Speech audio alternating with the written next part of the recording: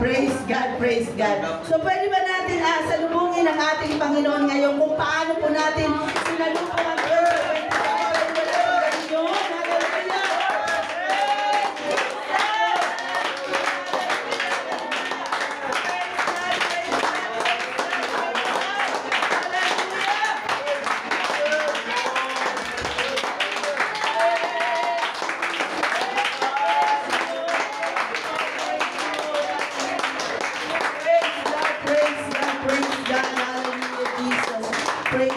Tayo po mga mananampalataya, meron po tayong ibang way kung paano po natin sineselebrate ang ganitong mga okasyon sa atin pong mga buhay. Amen. Praise God. I believe na ang bawat sa atin mga kapatid, tayo po ay nanggalak, na tayo po ay nakarating sa 2025. Amen. Tanungin mo ang iyong katabi kung yes siya ay nagagalak. Are you happy today? Tanungin mo ang iyong katabi. Praise God! Hallelujah! Hallelujah! Praise God! Tunay nga mga kapatid na mga mananampalataya ng Diyos, tayo po ay palaging masaya. Amen? Dahil sabi nga, araw-araw po mga kapatid, praise God, welcome po Pastor, praise the Lord. Sabi nga mga kapatid, araw-araw po sa ating buhay ay Pasko. Amen. Praise God. Hindi lamang tayo maghintay ng December 25 upang ito i-celebrate bagos araw-araw po ng ating buhay. Why? Because Jesus is with us. Amen. Kasama po natin ang ating pong Panginoong Jesucristo. Amen. And this great honor once again na ang inyong pong lingkod ay muli naman tatayo mga kapatid. Hallelujah. By the grace of God. Hallelujah. Praise God. Hallelujah. Tingnan mo nga muli ang katabi mo. Amen. Happy ka ba na nandyan pa rin siya? Amen. Praise God. Hallelujah. Dito sa banda rito walang tao. Bakit kaya? Amen. Praise God. Sobra po akong natutuwa mga kapatid na nakita ko na naman kayong lahat dito sa tahanan ng ating pong Panginoon. And I'm so happy to Sister Shane dahil sabi niya sa akin, binulungan niya ako, nandito po ang niyang aking classmate. Ayan. So welcome natin ang classmate ni Sister Shane. Ano pangalan mo? Ano pangalan mo? John Ray Venus. Venus. Wow, palakpakan po natin ang ating Panginoon. Praise God. Tingnan mo, Sister Shane, nagdadala na ng bisita. Amen. Thank you mga kapatid. Amen. Sa mga estudyante, maging liwanag po tayo sa ating mga classmates. Sa mga teachers, magliliwanag po tayo sa ating mga co-teachers dahil pwede po tayong gamitin ang ating pong Panginoon. Hallelujah. Na magdala po ng kaluluwa sa kanyang tahanan. Amen. So without further ado, tayo po ay magbabasa ng scripture. Meron ba tayong projector? Amen. Praise God. So, if you have your Bible, turn with me in the book of Matthew 24:12 and 13. Matthew 24:12 and 13. Atin pong babasahin lahat. Nandiyan na ba? Amen. Ayan. Basahin po natin mga kapatid. Ano ang sabi diyan? And because iniquity shall abound, the love of many shall wax cold. Verse 13. But he shall endure it unto the end, the same shall be saved. Sabi ko babasahin natin lahat Basahin natin lahat mga kapatid. Verse 13. But he that shall endure unto the end, the same shall be saved. Psalms 119 verse 109.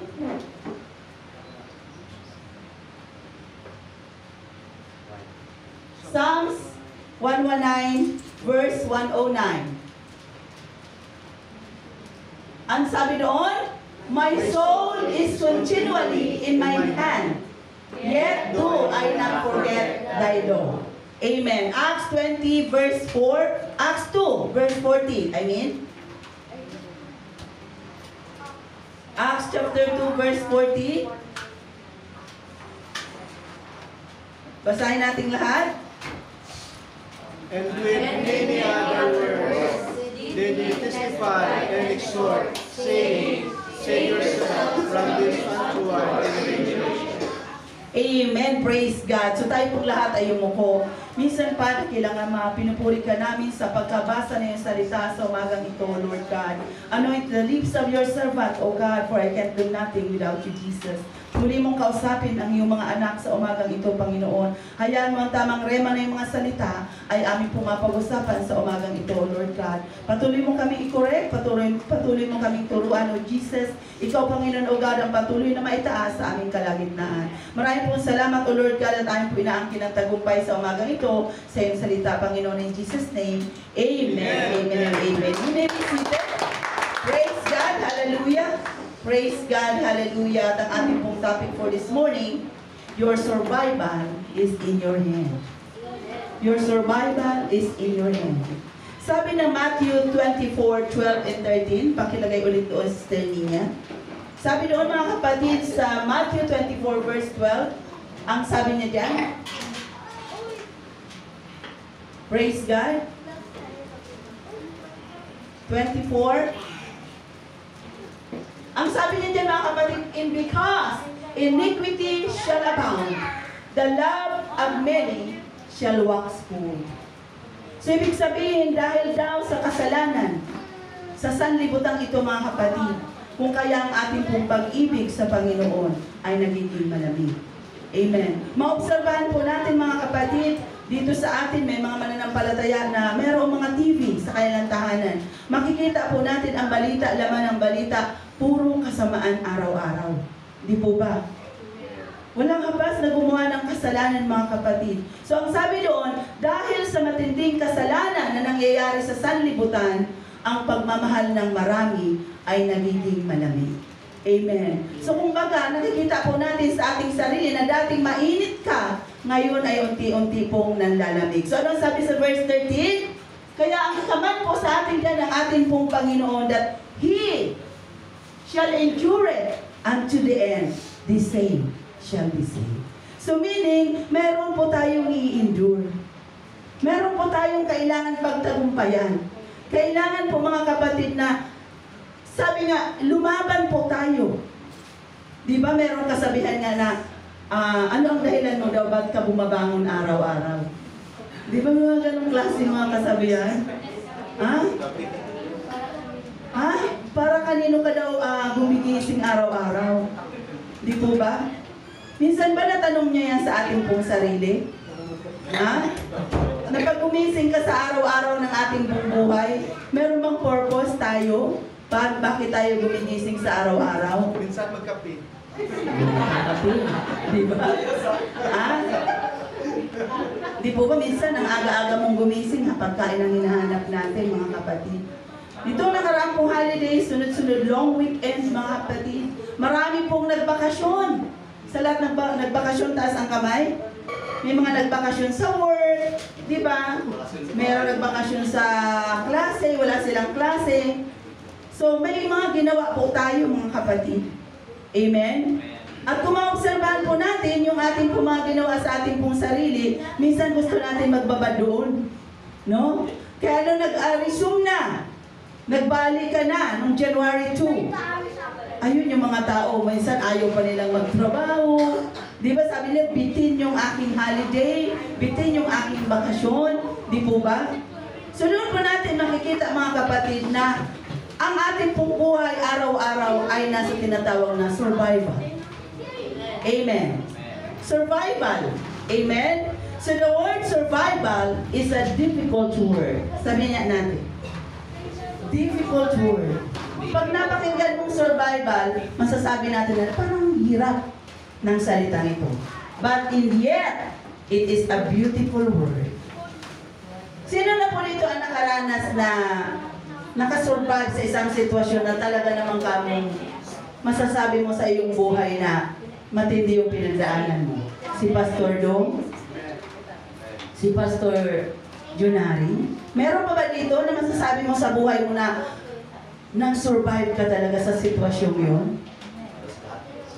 Amen? Halos lahat, di po ba? Kanya-kanya mga kapatid. Kahapon, meron po kami kaming isang mataas sa amin sa company na nag-posting po siya. Nung nakaraang araw, siya po ay nag-story ng kanya pong braso, ng kanyang kamay na nakadextrose.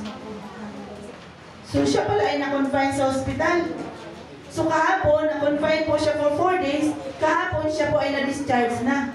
At nag-emote siya, mga kapatid. Sobra niya ng payat. Sabi niya, kung ako'y inyong makikita, huwag niyo akong sasabihan na ako'y payat. Sabi niya. Dahil ako'y sobrang nai-stress, allergic siya sa word na payat. Ayaw niya sasabihan siya ng ganun, di ba? Meron sa ating ganun. Sasabihin, taba mo naman. Huwag mo sasabihin niya. Kahit totoo, mga kapatid. Because, hindi po yan katanggap-tanggap doon sa may katawan. So umaamin siya na wag siyang sasabihan sobra siyang payat. Dahil hindi yun ang kanyang normal. Di po ba? Pero doon po natin makikita, mga kapatid, sobrang dami na nag-comment po sa kanyang posting doon sa nangyari sa kanya, mga kapatid. So sabi niya, sobra akong struggle for 4 days sa ospital dahil sa nangyari po sa kanya. So, may findings sa kanyang hirap lang i-pronounce ng kanyang medical na findings po sa kanya, pero parang sa aking understanding, isa po siyang uri ng thyroid na very active at manganganak ng maraming thyroid. Ha? Anong tawag doon? Ayan. Lakasan mo sa niya. Yan po ang findings sa kanya. At kailangan niya daw po mag-diet, maraming inaano ang doktor, kung kaya siya po ngayon ay pumayat.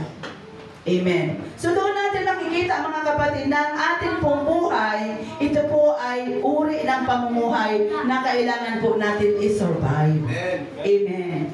At sa panahon minsan na kailangan po natin mag-survive, aminin natin sa hindi, most of the time, tayo lang po yan mag-isa. Di ba? Wala kang kasama eh. Sa panahon na nasa hospital bed ka, sasamahan ka ba? Di ba? Ako nakaranas na akong mga hospital, pero hindi ako tinabihan ni Brother Jess doon. Sino dito na hospital na tinabihan ka ng iyong mahal sa buhay? Di ba hindi? Mapalad, dinalaw ka. Pero sabihin mo nasa hospital bed ka, sasamahan ka, tatabihan ka, yayakapin ka. Wala pong ganon. Tayo lang po nag-iisa yan. Amen. Sosoloin po natin ang lahat ng yan. Amen? So dito natin makikita, mga kapatid, na ang ating pong buhay, tayo po ay nasa buhay na kailangan po natin mag-survive palagi. Kaya ako'y natutuwa, mga kapatid, naabutan po natin lahat ang 2025. Amen? Palakpakan po natin ang ating Panginoon. Thank you, Jesus, for the privilege. Hallelujah. Na tayo po ang masilayan natin ang 2025. We don't know ang atin pong haharapin sa taong ito. Amen. Marami na pong nangyari. Kapapasok lang ng taon. In just 4 days, napakarami na agad-agad ang nangyari. So we really don't know kung ano po ang naghihintay sa atin for this year 2025. Amen. So when you hear that word survival, you will be inspired. Given hope and given life. Diba? Napakarami, mga kapatid. Kung inyo pong maalaala during the time na pinasabog po, mga kapatid, ang Twin Towers sa US, sino po ang aware sa balitang yun? Na ang Twin Tower, ito po ay pinasabog ng mga hijacker? Hindi na alam. Yes! September 11. Nang iyan po ay pinasabog, mga kapatid. So sobrang napakahirap po ng sitwasyon. Amen. At iyan po, mga kapatid, ay nakatala kung ating pong i-research. Sobrang napakahirap po ang survival ng mga oras na iyon. Amen? So napakarami, mga kapatid. The word spells fight or struggle and victory. Once na sinabi po natin survival, it is a fight. Amen? Naniniwala ba kayo, mga kapatid, na ang ating pong buhay sa araw-araw ay isang uri ng labanan? It is, mga kapatid, ito po ay laban. Pero sa laban, mga kapatid, ang sabi po ng Bible, laban ng not flesh and blood, but principalities and powers. Hindi po ito uri ng labanan na makipagsuntukan ka, Brother Carl. Kundi ito po ay labanan sa Espiritu at kapangyarihan. Kaya nga nito nakaraang araw sa GC ng mga nanay, parang nagkaroon sila doon ng mga kapatid ng parang encouragement sa bawat isa. At biglang sabi ni Pastora, ay kaya lang may diablo, may demonyo nga tayo laging kalaban. O syempre, alam natin lahat yun mga kapatid. Di ba? Sino ba dito ang mananampalataya na hindi nakakaalam na may diablo tayong kalaban? So lahat po tayo. So we all know na ang labanan po natin ay araw-araw. Amen. Hindi po ito labanan panglaban, kundi ito po ay labanan pang-espiritual. Number 1 mong kalaban sa iyong buhay, ano? Una, ang atin po, sabihin mo nga, ang aking sarili. Amen. Minsan, sabi nga, bago pa natin ma-overcome ang sanlibutan, bago natin ma-overcome ang diablo, we have to overcome our own selves. Amen. Amen. We have to overcome our own selves. Amen. Dahil kung mismo ang ating pong sarili, hindi po natin kayang i-overcome, so how can we overcome the devil or the world?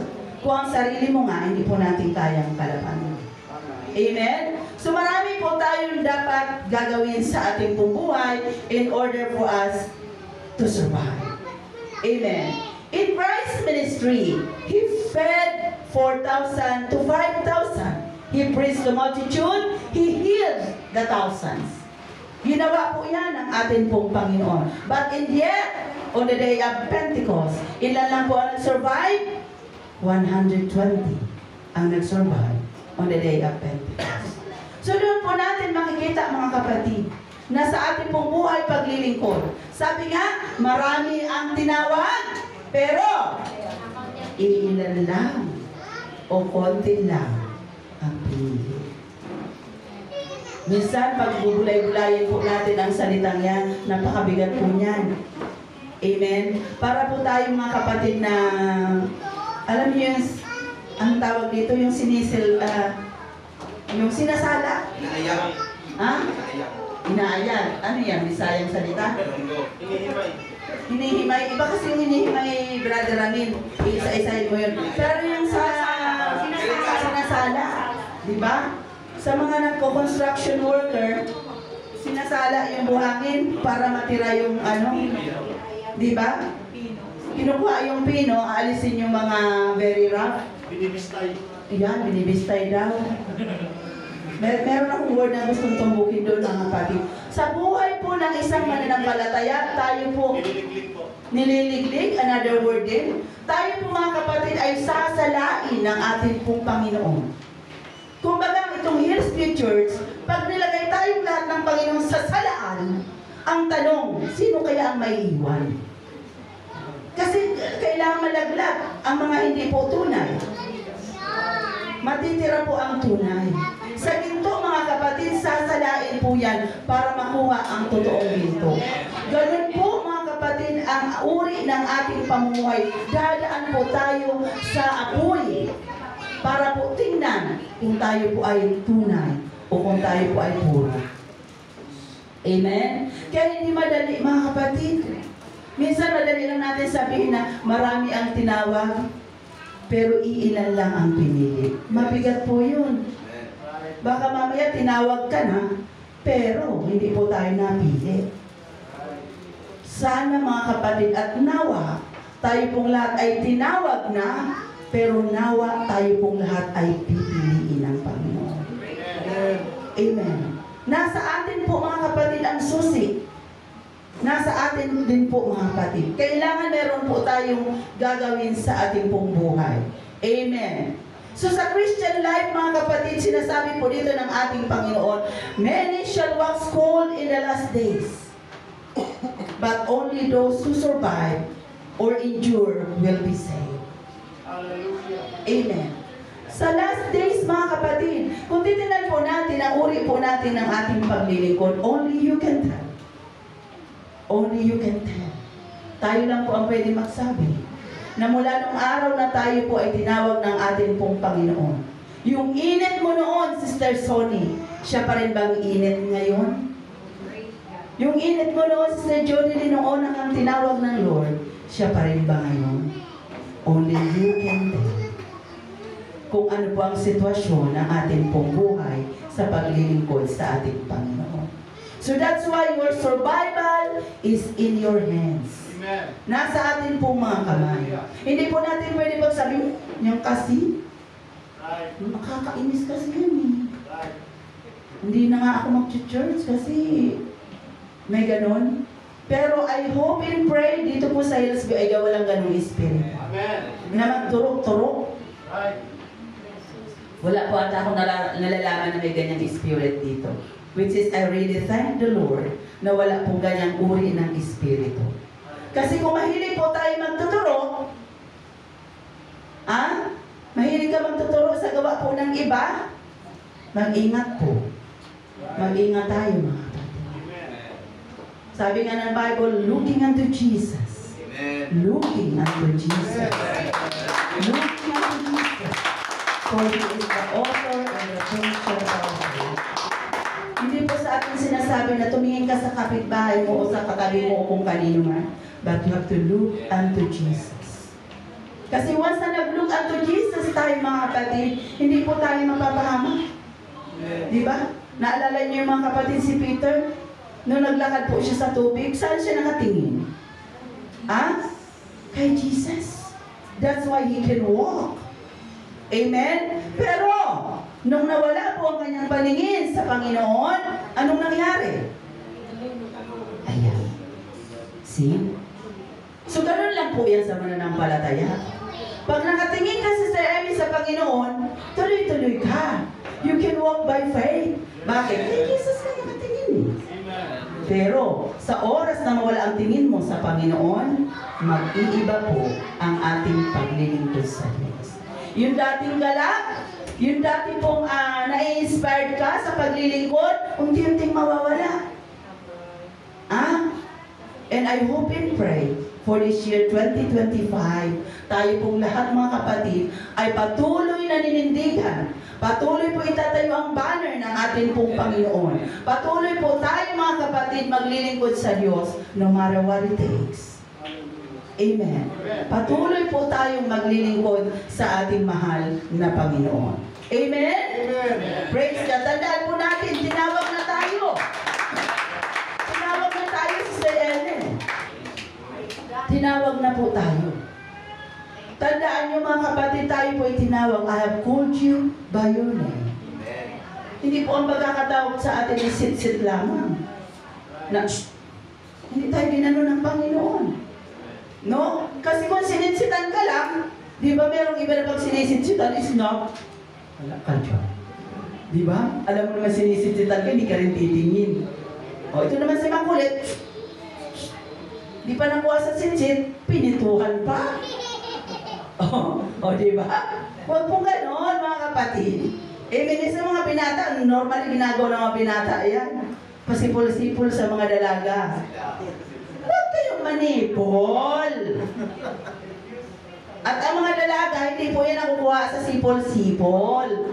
Amen? Kailangan yung mais na pakikipag-usap, mga kapatid. Amen?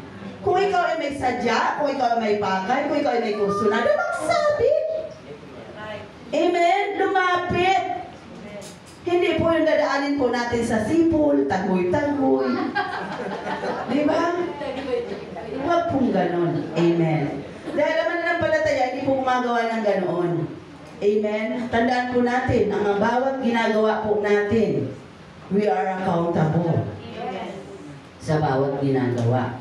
Kaya tandaan po na, sabi nga ng title ng ating pong lesson, your survival is in your hand. So meaning, ano man ang ating pong ginagawa, nakasalalay po sa ating mga kamay. Ang kaluluwa po natin ang magbe-benefit. Amen? Kaya kung minsan, nagkakasala po tayo ng dahil sa ating kagagawan. Amen? Minsan pagbibintangan ng diablo, pero actually, ikaw yun. Di ba? Ikaw yung gumawa, pinagbintangan mo si ganito. Amen? So, ingat po tayo mga kapatid. Amen? So, So our Christian life is also a struggle. Totoo po yan mga kapatid. Sobrang napakaraming struggle sa ating pong Christian life. Nakakaranas kayo ng ganun? Nag-i-struggle po tayo. Napakaraming struggle sa paglilingkod mga kapatid. Amen. Ngayong umaga pa lang, iniisip mo ba ngayon na, linggo na? Araw na ng linggo, nag-iisip ka kung mag-church ka? Ano idahilan kay pastor na hindi ako mag-church? Kaya ba may sakit ako? O di ba, nag-iisip ka? Pero hindi. Baka matuluyan ako magkasakit. Naggagawa tayo ng paraan, mga kapatid. Tandaan po natin. Nagkakaroon po tayo ng struggle sa paglilingkod. Bakit? Nawawala ka sa focus. Nawawala po tayo sa focus. Lagi po natin tatandaan, kung nakafocus talaga tayo sa ating pong Panginoong Jesucristo, wala po tayong ipipintas.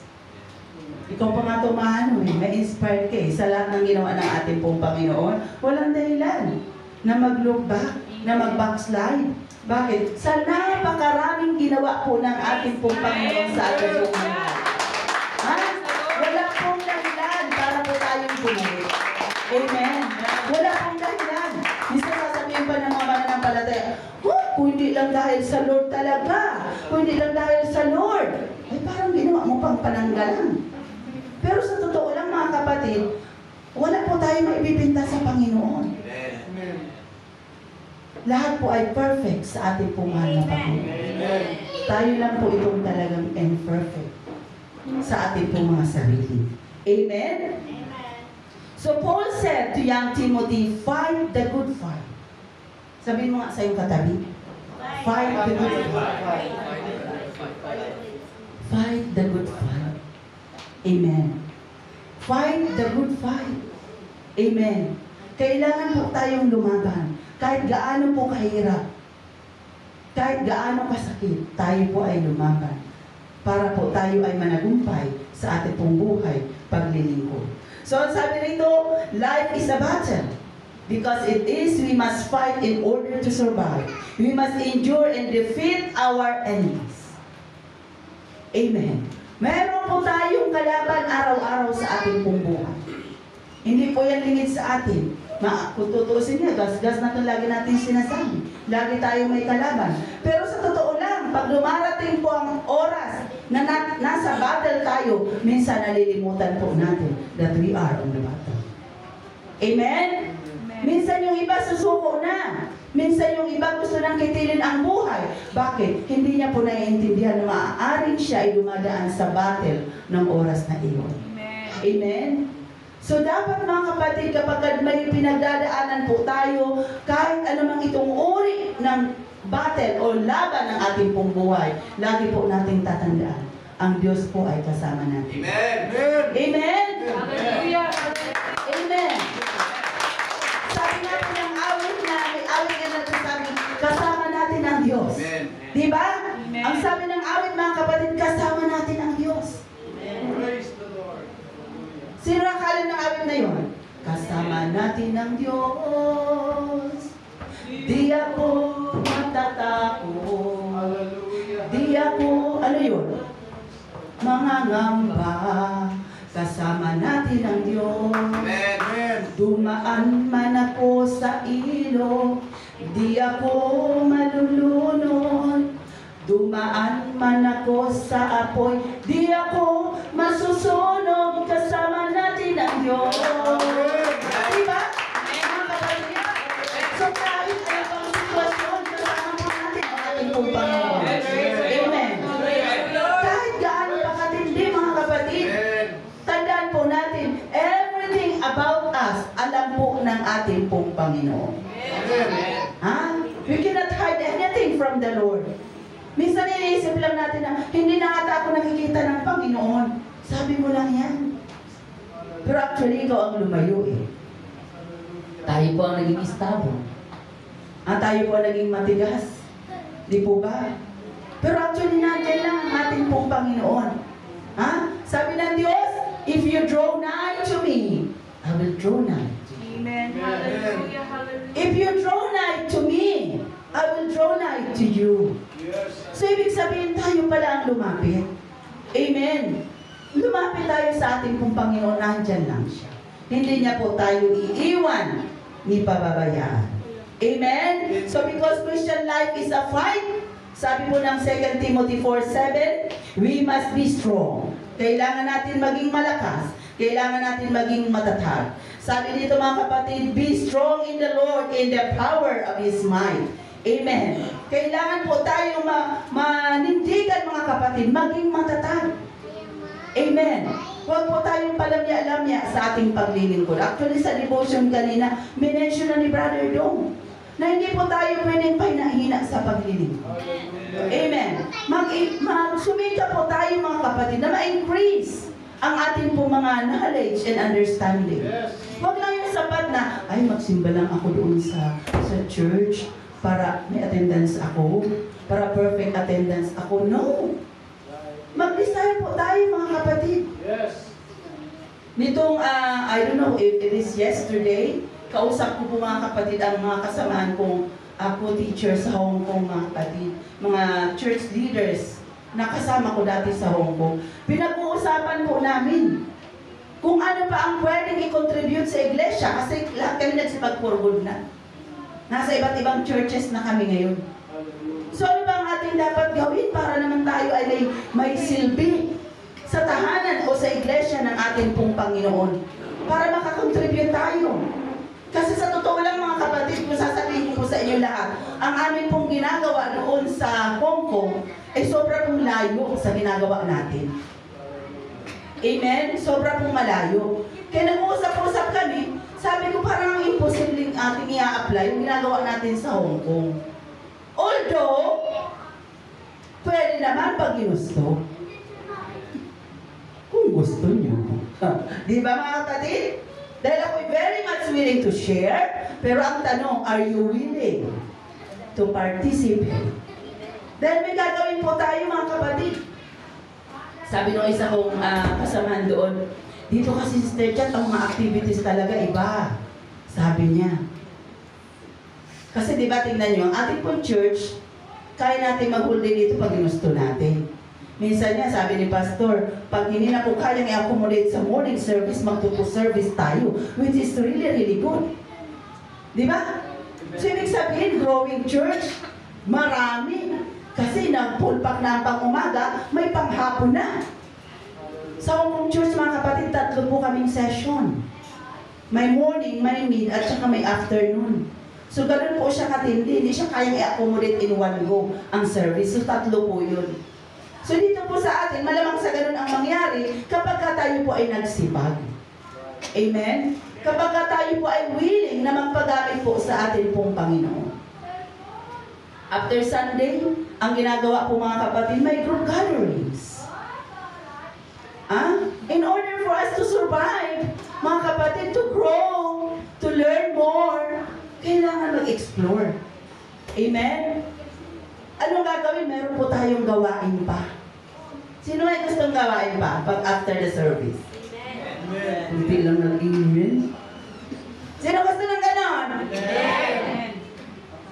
Kasi kung minsan, pag may okasyon tayo dito, di ba? Kunya, birthday, magsindala ng mga pagkain, di ba? Una, ipon naman tayong lahat. So why not? Pwede po tayo magkaroon ng gawain in order for us to grow more. Amen? Yan po ang ginawa namin. Kaya matututo ka mga kapatid. Wala po doon saints na kung na-educate, na-disciple, naturuan mga kapatid. Wala po doon na left behind. Sinasabi ko sa inyo mga kapatid, pag tayo po ay nag-discipleship, nag-aral ng salita ng Diyos, mayroon po tayong mararating. Hindi ka forever nakaupo. Hindi ka forever tikom ang bibig. Hindi ka forever na walang gagawin. Kundi one day, ikaw din ay tatayo dito sa unahan. One day, ikaw din ay magtuturo. Ikaw din ay gagamitin ng ating pong Panginoon. Why? Because there is a proper training. There is a proper training, mga kapatid. Amen? So, ano mga kapatid? Pwede po natin gawin para po tayo ay makasurvive. Kasi kung ating pong isip, magsimba lang ako doon, mag-attend lang ako, pakita lang ako kay pastor, ako'y present. Happy na ba tayo mga kapatid na linggo lang tayo nandito? Dati nung bago-bago lang ako dito, meron tayong mga midweek, nandito tayo midweek, meron din tayong Friday. Ay wala na yun ngayon lahat. Di po ba? May mga napalitan ng mga online. Wala na rin lahat. Ano na lang natira? Wala. Tayo na lang po ang natira. Wala na tayong ginawa. So at this time, mga kapatid, siguro kailangan po natin, in order for us, remember, our topic today is about survival. Tandaan po natin, mga kapatid, marami pa po tayong haharapin sa atin pong buhay para po, mga kapatid, makasurvive. Makarating po tayo sa pagtunog ng trompeta ng Diyos, maabutan po tayo, mga kapatid. Amen? Baka tumutunog na ang trumpet ng God, hindi pa po tayo nagising. Yun ang delikado. Make it sure na pag tumunog po ang trumpet of God, gising na po dapat. Ay wala naman, tumunog na yung trompeta. Ay wala. Tulog. Di po ba? Sinong ganyan? Tumutunog na ang alarm. 20 minutes nang tumutunog. Sige pa rin ang ano niya. Tulog pa rin. Oh. Wala, mga kapatid. Alam niyo ba, kahit sa ating pong pagtulog, tinuruan po tayo ng Panginoon. Huwag daw po tayo yung hiligin sa pagtulog. Sino mahilig matulog? May mga tumatawa. Pero sabi ng Lord, love not to sleep. Huwag daw po. So, ibig sabihin, hindi na kami matulog, Sister Chat. Ay, hindi naman ganon. Hindi naman po yun, hindi ka na talaga matulog. Meaning, mayroon ka lang i-devote na time na dapat para sa Diyos. Amen. I-balance tayo po natin, mga kapatid. Huwag po yung puro tulog-tulog. Huwag po yung parang pabanding-banding nga. Gusto ng Panginoon, maging alert po tayo para makasurvive po tayo. Dahil ang tindi, mga kapatid, ang dapat po nating suungin sa sanlibutan ito. Napakatindi. Kung titingnan natin po ang ating pong buhay, hindi pa tayo dumaan sa matitindi talaga eh. Hindi ba? Sabi nga ng Bible, this is just the beginning. See? So meaning, kung ano man nakikita mo, nararanasan po natin, pasimula pa lang pala. Meron pang mangyayaring matinding mangyayari sa ating pong hinaharap. Amen? Amen. Gusto niyo ba itong pinag-uusapan natin? Amen. Praise God. Hallelujah. Ako po'y sobrang nabibless, mga kapatid, sa mensahe po ng ating pong Panginoon.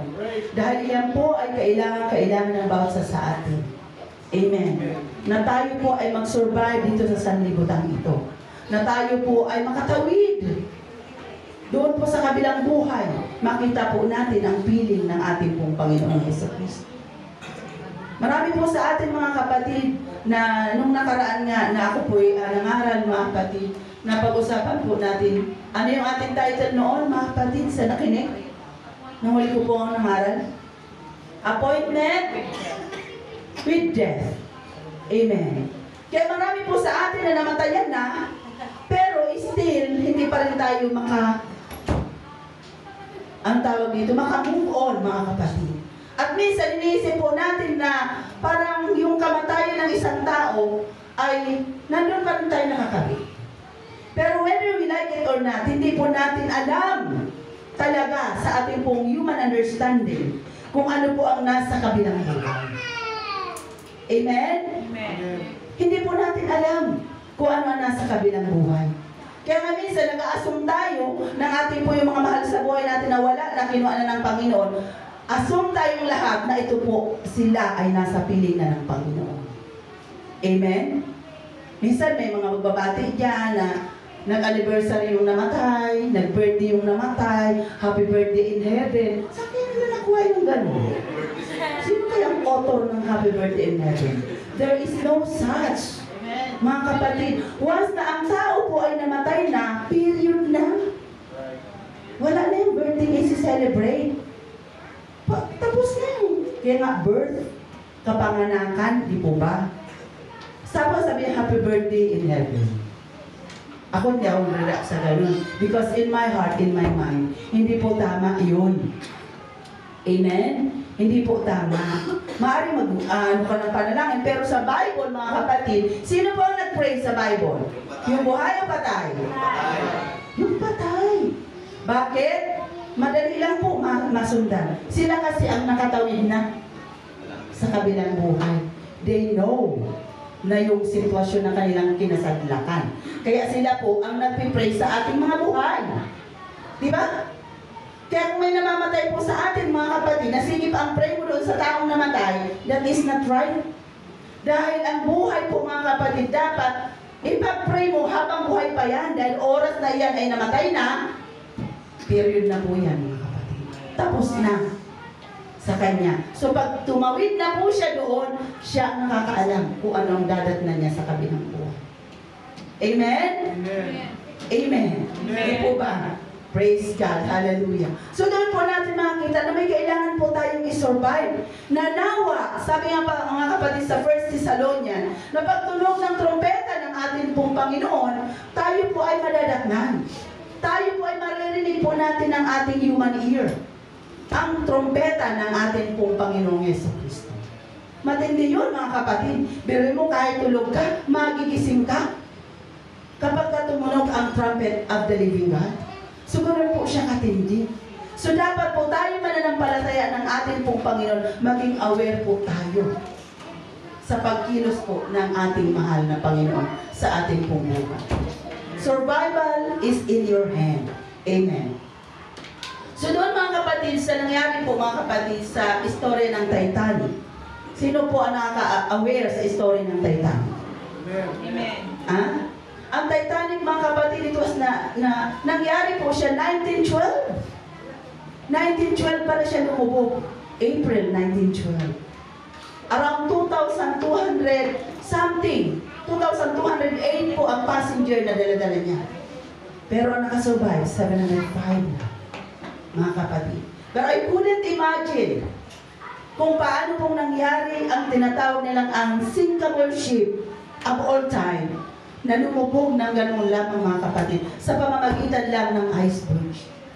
Yun po ang nagpalubog sa barkong yun. Amen? At doon ko naiisip mga kapatid na yung survival ng tao ng oras na yun, gaano katindi para makasurvive ka doon sa sitwasyong yun. I couldn't imagine. Kaya yung pinipelikula nilang Titanic 1, Titanic 2, I couldn't imagine. Binotify na lang yan ng director para maging maganda at tanggapin ng masa. Pero sa totoo na siguro, in reality, hindi ganun kadali yun. Dahil ang taong sumakay doon mga kapatid, it is divided in 3 categories. First class, second class, third class, depende sa hawak mong ticket. At meron ka lang dapat puntahan kung saan ka naroroon. Kung first class ka, dito ka. So doon natin makikita mga kapatid. Kaya sabi po mga kapatid sa study, sabi niya, the thought experiment, how could you survive the Titanic disaster if there was no room in the lifeboats? Kasi during that time mga kapatid, lifeboats po ang pag-asa. Hindi na uubra mga kapatid yung life vest. Sino nakasakay na ng barko? Amen. Alam niyo yung life vest? Yung sinusuot sa katawan? During the time na palubog po ang Titanic, hindi po uubra ang life vest. Bakit? Dahil may matindi pong current ng icebergs na yun na talagang pati ang lahat daw ng dala-dala ng Titanic iwawash out. So kung ikaw mo sa sarili mo, ay sasakay ka doon mga kapatid sa lifeboat or life vest, hindi po tayo magsusurvive. Sabi po ng mga studies. Dahil i-wash out nga eh. Di po ba? So ang turo nila mga kapatid ay kailangan magsuot, may pinapasuot sa kanila ng mga makakapal na talagang kumbaga mananatili kang lulubog ka at hintayin mo daw lumubog talaga. Kaya alam niyo ba mga kapatid, marami pong namatay doon. Bakit? Naglundagan sila. Ang taas po ng Titanic, 17.6 meters high above above water. So sa 6 meter pa lang, kapag ka lumundag ka, hindi ka nabubuhayin. Brother Jimmy, magkakalasog-lasog na po tayo. 17 meters high. 17.6. So ganun po siya katindi. Kasi sabi ko, naku, I couldn't imagine talaga. Naku, titingnan po natin, Yung nangyari mga kapatid, ay hindi lang po ganun yun. Biyahin pa New York City pala yun. At talagang mga sikat na mga taong nakasakay doon. So, ang instruction mga kapatid, kung sana lang, sabi mga kapatid, sa experiment, kung sana lang daw, yung mga tao, ganun lang ginawa, maaari ka mag-survive. At ano ba ang sabi mga kapatid? Don't jump. Yan. Sa ating pong Christian life, maraming tinuturo din po sa atin ng ating pong Panginoon. Di ba? Precaution in order for you to survive. Di po ba? Maraming tayong instruction ang ating pong Panginoon. Ganon din doon mga kapatid. Don't jump nga. Kasi sobrang taas. Di po ba? Pero ang daming lumundag, kaya ang dami pong namatay. More than 1,500 po ang namatay. Amen? So ano bang sabi mga kapatid? Keep calm. Parang pag naiisip ko to, parang kaya ba talaga mag-keep calm? Sa ganong pagkakataon, stampede po ang nangyari. Kanya-kanyang puhulasan ng mga tao doon, nadadadapa, tinatapakan. Di ba ganun na nangyayari mga kapatid? Bakit? Gustong mag-survive. Makikipag-agawan. So ganun po ang nangyari. Keep calm. At huminga raw tayo ng maluwang. Minsan sa ating pong buhay mananampalataya, i-practice po natin ang pagiging kalmado. Sabihin mo nga, kalma ka lang. Kasi kung minsan tayo hindi tayo kalma, no? Pagka may mga nararanasan tayo sa buhay natin na nakakawindang-windang, hindi tayo makalma. Pero sabi ng Lord, keep calm. Keep calm. Magkalma daw po tayo. Naalala niyo nung si Jesus Christ sumakay sa bangka, mga kapatid? Di ba? Alam niyo yung story nun? Sinabi na ng Panginoon, let us pass over unto the other side. Sinabi lang. Ang Panginoon na nagsabi, tatawid tayo. Sumakay sila. Samantalang, nag-promise ang Panginoon na tatawid nga sila. Pero ang nangyari, habang sila po ay tumatawid, may unos na lumating. So, nang mayroong unos, anong ginagawa ng Panginoon? Yan. Ano ang nais ipaiwatig sa atin na ang Panginoon ay natutulog sa kabila ng bagyo, sa kabila ng unos? Everything is under control. Everything is under control in the hands of God. Amen?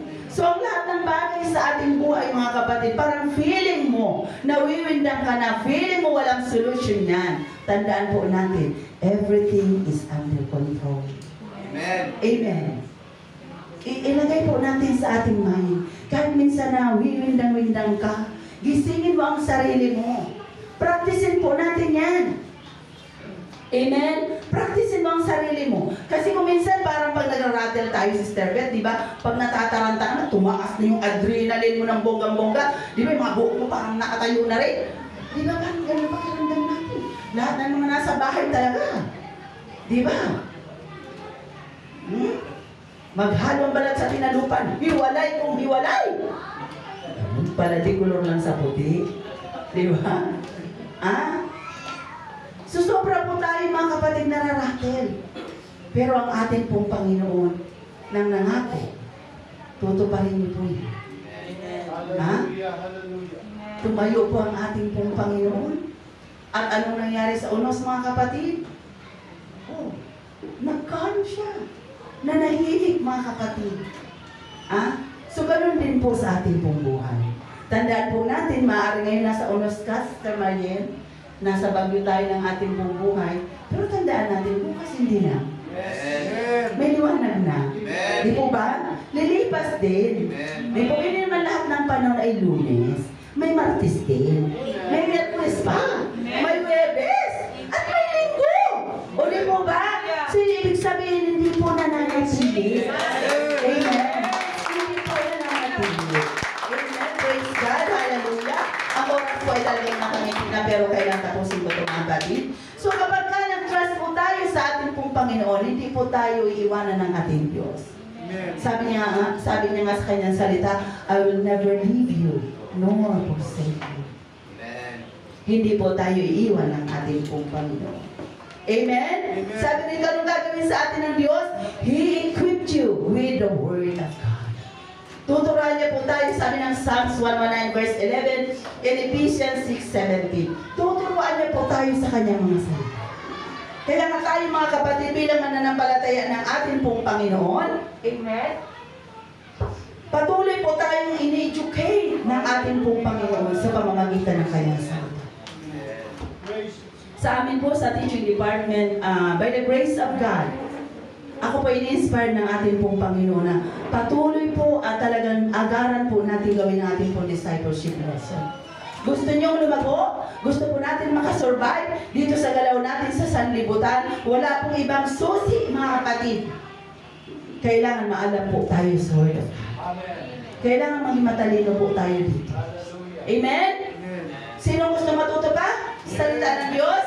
Amen. Amen. Praise God. Hallelujah. Praise God. Praise God. Number 2, mga kapatid, anong ginagawa sa atin ng ating pong Panginoon? As He promised that I will never leave you nor forsake you, He cover you with His blood. Amen. He cover you with His blood. Revelation 12:11. Tayo po ay binahalot ng ating pong Panginoon sa pamamagitan ng kanyang dugo.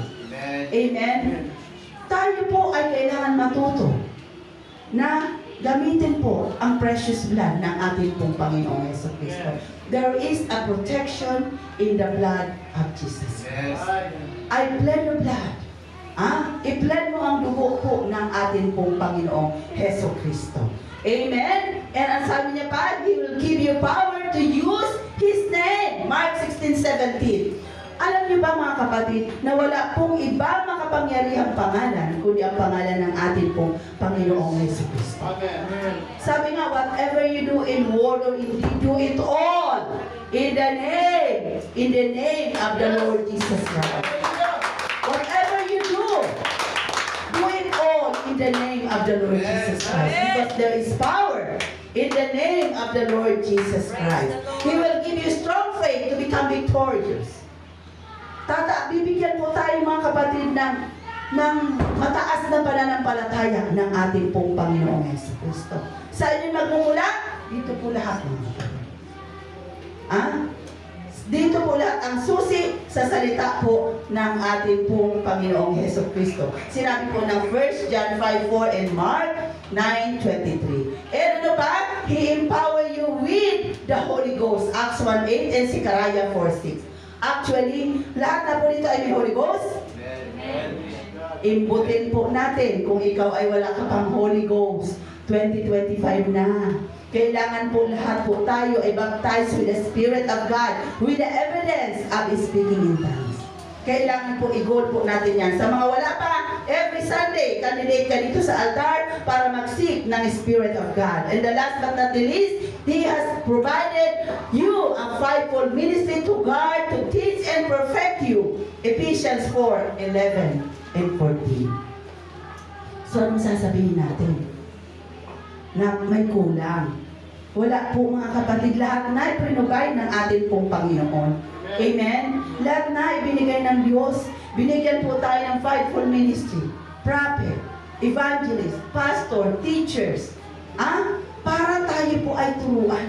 Tayo po ay lumago. Ma-increase ang ating pong pananampalataya. So ano po ang ating gagawin? Be available. Be available. Sabi mo nga sa iyong katabi, are you available? Ulitin mo, parang hindi narinig. Amen. Marami nang available, Pastor. We have to be available. Amen. Ako'y nabibless dito mga nakaraang araw. Sorry, Sister Beverly, at hindi nakarating yung lingkod. Medyo meron lang pinagdadaanan sa sarili. But I'm really thankful and appreciate sa ating po mga kapatid na nakibahagi sa kalungkutan po Lester Beverly. Doon ko rin naman nakita sa mga kapatiran, they are available. Amen. Kapag kami mga gawain po, tayo nagkakaisa mga kapatid, nagsusuportahan.